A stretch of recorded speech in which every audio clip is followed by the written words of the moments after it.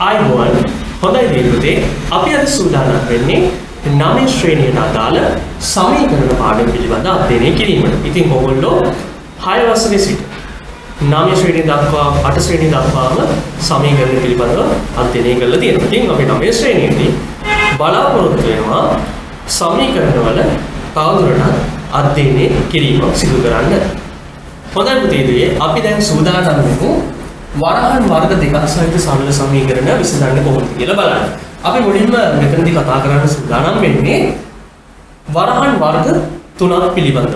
එතකොට ඔයගොල්ලන්ට පේන්නේ මම වරහන් වර්ග තුනක් හඳුන්වලා දීලා තියෙනවා. ඔයගොල්ලෝ මේ වරහන් ඊට පෙර බොහෝ අවස්ථාවල දැක තිබෙනවා කියලා මම විශ්වාස කරනවා. දැන් අපි පළවෙනි වරහන ගත්තොත් සුළු වරහන. එතකොට මෙන්න මේ විදිහට තමයි සුළු වරහන යොදන්නේ. ඊළඟට සඟල වරහන. ඊළඟට කොටු වරහන. එතකොට අපි ඉංග්‍රීසියෙන් කියනවා normal brackets, curly brackets, box brackets කියලා. ඉතින් ඔන්න ඔය විදිහට තමයි මේ වරහන් වර්ග ටික අපි හඳුන්වන්නේ. හරි. දැන් එතකොට මේ වරහන් අපි සමීකරණයකට යොදනකොට පිළිවෙලක් තියෙනවා. අපි සාමාන්‍යයෙන් පිළිවෙල ගැන කතා කරොත් මුලින්ම සුළු වරහන, දෙවෙනුව සරල වරහන, දෙවෙනුව කොටු වරහන ඔන්න ඔය විදිහට තමයි අපි මේ වරහන් යොදන්නේ. හරි. අපි දැන් ඊළඟට බලමු මේ වරහන් යොදාගෙන සමීකරණ විසඳන්නේ කොහොමද කියලා. හොඳයි පුතේ. එහෙනම් අපි වරහන් දෙකක් යොදා ගනිමින් දී ඇති සමීකරණ විසඳන ආකාරය අපි අධ්‍යයනය කරමු. දැන් ඔයගොල්ලන්ට පේන්නේ නැති මෙතන සමීකරණ දෙකක් දීලා තියෙනවා. මේ උදාහරණ දෙක අධ්‍යයනය කිරීමෙන් ඔයගොල්ලන්ට පේනවා මේ සමීකරණ ටිකක් දිගයි. එතකොට ඔයගොල්ලෝ සාමාන්‍ය විභාගෙට ගියාම ඔයගොල්ලෝ පුතේදී මේ වගේ ගැටලුව ටිකක් විශාල කරලා දුන්නාම ඔයගොල්ලෝ බියටපත් වෙනවා. මතක තියාගන්න කවදාවත් එහෙම කරන්න එපා. ගැටලුවේ විශාලත්වය අනුව නැත්නම් ගැටලුවේ ප්‍රමාණය අනුව නෙමෙයි ගැටලුව පහසුද අපහසුද කියන එක තීරණය වෙන්නේ. දැන් ඔයගොල්ලෝ හිතන ඇති මේ ගැටලුව දැක්කම අම්මෝ මේකේ තියෙන දිග. එහෙමනේ. එතකොට ඒ වගේ අමුතු කාරණා ඔයගොල්ලන්ට හිතට නැගෙන්න පුළුවන්. ඉතින් ඒ වගේම කිසිසේත්ම හිතන්න එපා. එතකොට ඔයගොල්ලෝ මෙතනදී කරන්න ඕනේ මේ වගේ ගැටලුවක් දුන්නාම ඒ අවශ්‍ය කරන පියවර විශේෂ භාවිතා කරමින් විසඳීම සිදු කරන්න. නැතොත් මේ ගැටලුව විශාලයි, ගැටලුව දිගයි, මේ ගැටලුවේ ඡේද තියෙනවා, මේ ගැටලුව කියවන්න ගොඩක් තියෙනවා. ඒ වගේ අදාළ නොවන කාරණා ගැන හිතන්න යන්න එපා. එතකොට මුලින්ම මම කියන්නේ ඒකයි මේ සමීකරණ විසඳනකොට සමීකරණේ විශාලයි කියලා ඒක විසඳීම අපහසුයි කියලා හිතන්න එපා කවදාවත්. මතක තියාගන්න එහෙම කාරණා සත්‍ය වෙන්නේ නැහැ. ඒ කියන්නේ ගැටලුවේ ප්‍රමාණයේ විශාලත්වය අනුව කිසිසේත් මේ ගැටලුව පාසුද අපහසුද යන්න තීරණය කරන්න කොහෙත්ම යාවක් නැහැ. හරි. එහෙනම් අපි මේ ගැටලුව විසඳන ආකාරය විමසා බලමු. මෙතනදී පුතේදුවේ මේ ගැටලුව විසඳන්න මම හැමෝටම තේරෙන පොදු ක්‍රමයක් කියලා දෙන්නම්. එතකොට හැම සමීකරණයක්ම මේ ආකාරයෙන් දුන්නොත් ඔයගොල්ලන්ට ඒ ක්‍රමයට විසඳන්න පුළුවන්. එතකොට මම පැහැදිලි කරන්න මොකක්ද ඒ ක්‍රමය කියලා. හරි.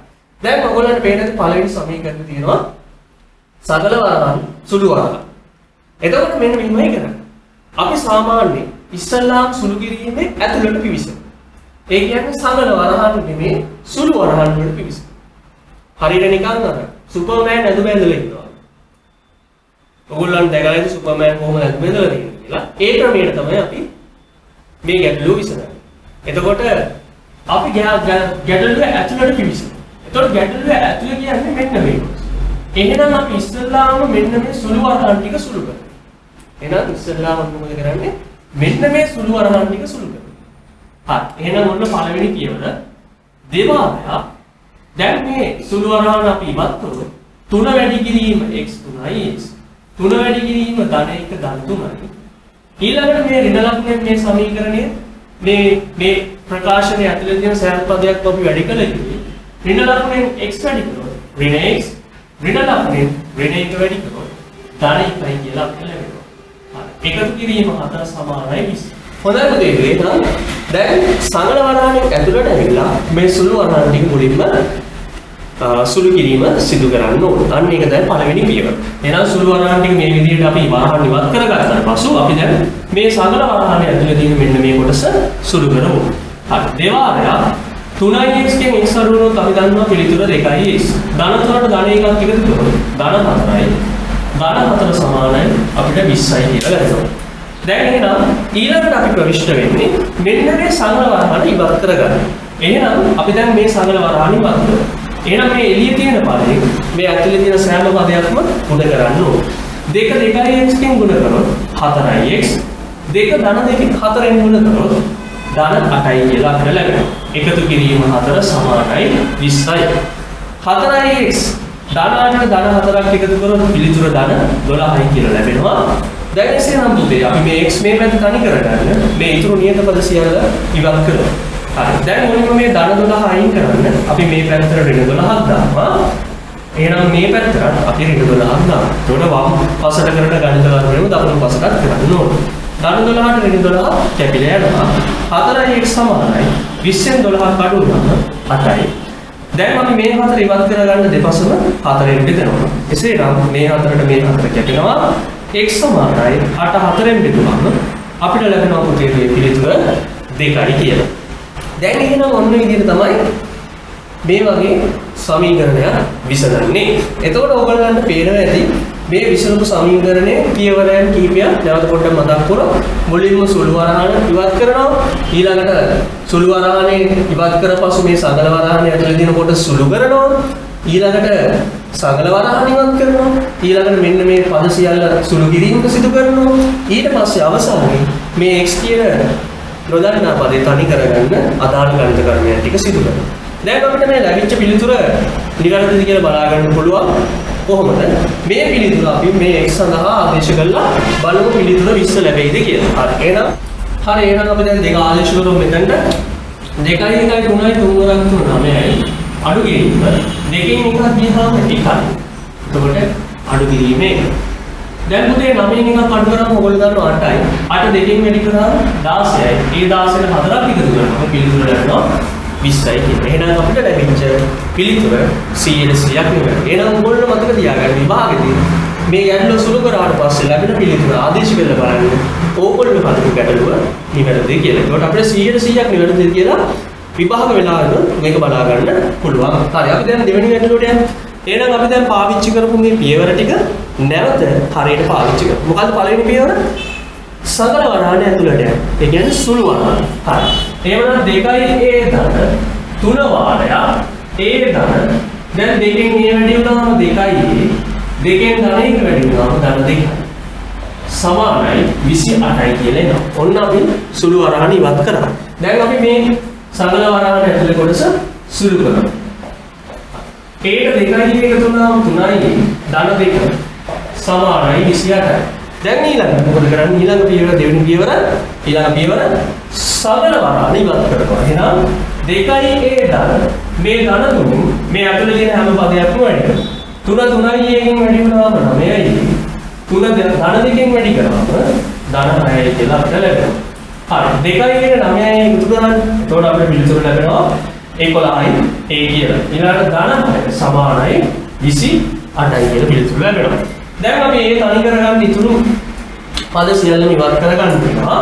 එහෙනම් මේ ධන 6 අයින් කරන්න අපි දෙපසට ඍණ 6ක් දෙමු. ධන 6ට ඍණ 6 කැපෙනවා. 11යි සමානයි 28න් 6ක් අඩු කරාම 22යි කියලා පිළිතුර ලැබෙනවා.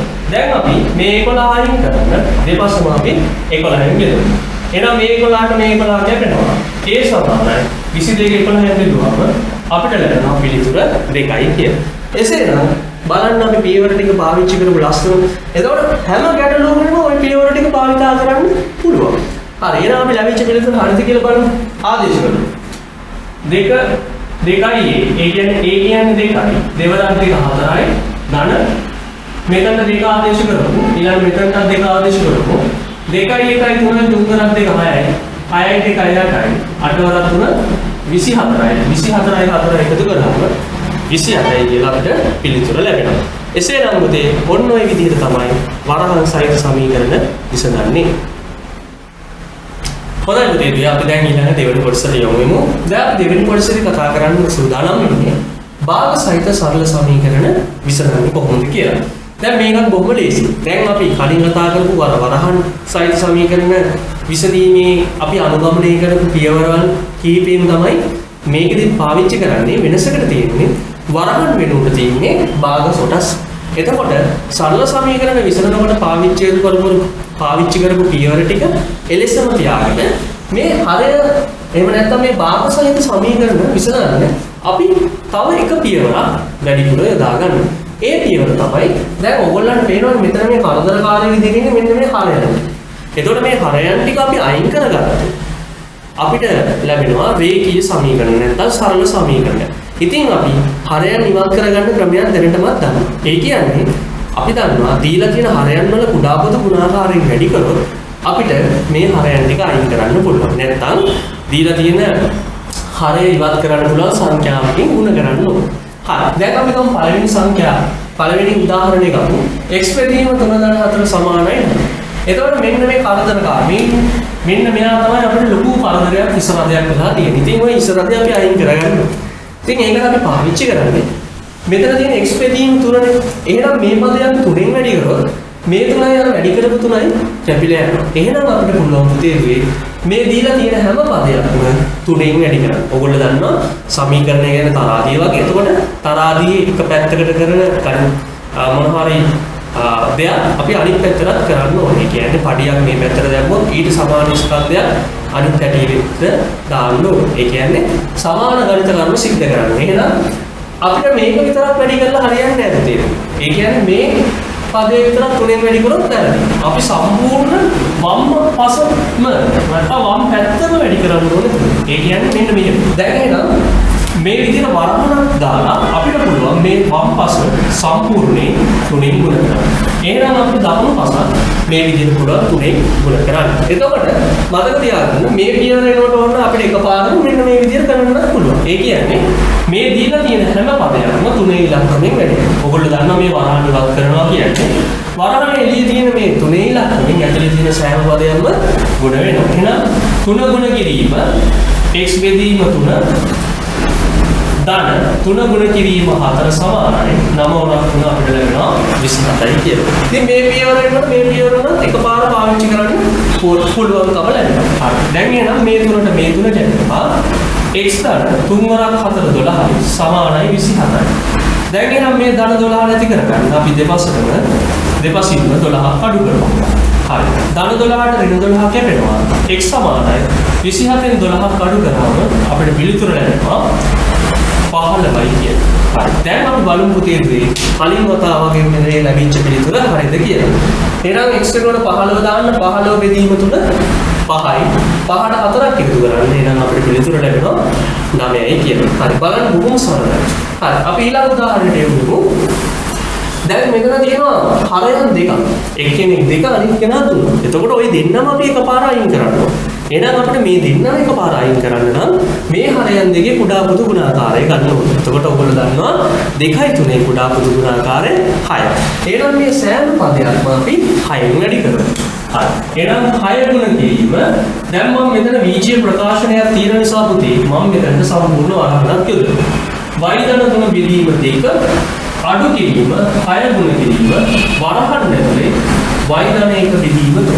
මතක ඇතුව අනිවාර්යෙන් වරහන් පාවිච්චි කරන්න ඕනේ. ඒ කියන්නේ මේ සම්පූර්ණ ප්‍රකාශනයම 6න් ගුණ විය යුතු නිසා. ඕගොල්ලෝ බැරි වෙලාව 6න් වැඩි කරේ නැත්නම් පිළිතුරු සම්පූර්ණයෙන් මේ වරහනත් එක්ක 6න් වැඩි කරේ නැත්නම් පිළිතුරු සම්පූර්ණයෙන් වැරදි.